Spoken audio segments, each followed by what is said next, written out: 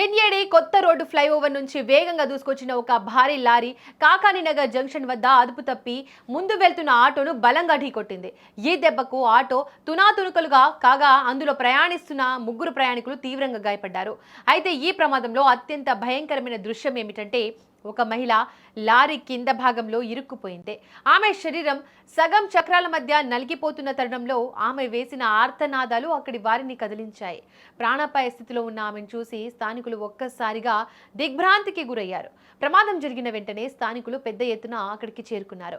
Lorry కింద చిక్కుకున్న మహిళను బయటకు తీసేందుకు స్థానిక యువకులు ప్రయాణికులు తీవ్రంగా శ్రమించారు. దాదాపు అరగంట పాటు సాగిన ఈ రెస్క్యూ ఆపరేషన్ ఒక యుద్ధాన్ని తలపించింది.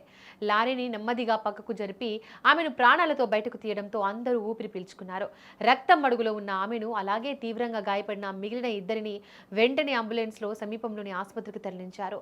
ప్రస్తుతం వారి పరిస్థితి విషమంగానే ఉన్నట్లు సమాచారం. ఈ ప్రమాదం కారణంగా నేషనల్ హైవేపై ట్రాఫిక్ పూర్తిగా స్తంభించిపోయింది. ఎన్ఏడి నుంచి గాజువాక వెళ్లే రహదారిపై కిలోమీటర్ల మేర వాహనాలు నిలిచిపోయాయి. సమాచారం అందుకున్న పోలీసులు వెంటనే ఘటనా స్థలానికి చేరుకుని క్రేన్ సహాయంతో ప్రమాదానికి గురైన వాహనాలను పక్కకు తొలగించి ట్రాఫిక్ను క్రమబద్ధీకరించారు.